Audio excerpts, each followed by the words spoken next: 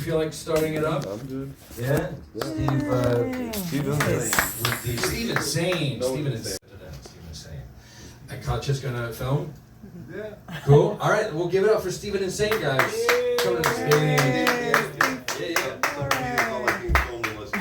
Let's go. You know, these pros. Hi, I'm Steven Sane. I didn't choose the name. In case you didn't get it, it's Steven Sane. I didn't choose the name. My fakakta father gave it to me. He was a MC in the Catskill Mountains. He went by the stage name Lee Sane. 2 years old, what did I know? Steven Sane. So I had my first job at the Shady Nook Hotel in Loch Sheldrake for $10 a day. I didn't know I was paying $15 a day to stay there. So I owed the owner money at the end of the year, Jews.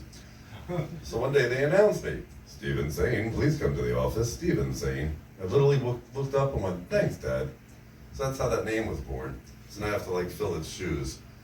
So I don't know, when I started doing comedy when I was 2, and he'd have like discussions about Nixon back in the 70s, and I'd be pulling at his pants, Dad, I need a quarter for the pinball machine. You know, he had to give me the quarter, because he's got like 100 people talking about Nixon. So somewhere along the way, I became part of this comedy group online called Sauced in the City with Brenda Brown, who's based out in Vegas. And I don't know, like 2 years ago, she contacted me. I thought she was a catfish, because I'm a catfish hunter. So I'm like, do you want to do an interview with me? And the next thing I knew I was doing 2 or 3 online shows. So we're coming out with like this card game. This isn't a comedy, this is true. So I'm one of the characters, so hopefully I'll bring one of the games, like sell that SKU to the next time I come here and show you how it's done. And then I forgot where I was going with this. So we had a fight when we were outside because she wanted to get a Louis Vuitton bag down in like Chinatown, and like I was just standing there going like, what the hell is going on here? There's a camera crew, and I'm telling you, do you have like all your money with you? Because you don't know where you're going with who, and like you shouldn't have like $600 on you, you know? I once tried to buy Billy Joel tickets like 30 years ago and ripped off, but you know, that was $60, but big deal. But anyway, so she gets this Louis Vuitton bag for $50. She knows it's fake, but I'm like, you should have gotten 2. You know, and I'm like, well, now it's my turn. We go to the open mic, right? She's like, yes. And then she doesn't like to walk too far. She wanted ice cream, and it was like this whole fight.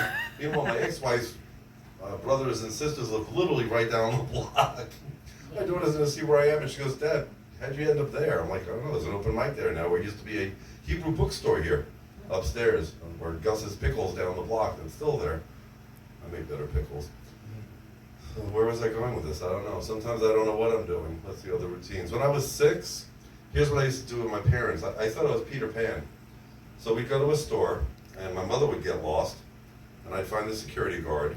And I'd go to the office, and they'd announce, we have a lost little boy wearing blue jeans and a blue top, and his name's Peter.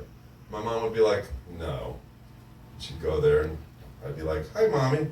She's like, Steven, I'm not Steven, I'm Peter. She goes, is your name Wendy? Yes. Is his father Tinkerbell? Yes, and we have to get home to open the window before he gets home. These are true stories that happened. That store was called White's. How racist is that? So, it's a racist store I've ever been to, White's. This is in the 70s. So I just found out that you know, you talk about the N-word and mic etiquette, you know, open mics coming and then people leaving right after they're done. You know, at least stay for the next comic or so and then leave to go to the other open mic if you're doing like 2 or 3 in Long Island, right? You used to do that, but you know, there's some etiquette. If the place is empty, don't leave. I mean, you know, now there's just you in the chair. It's not easy. And what else?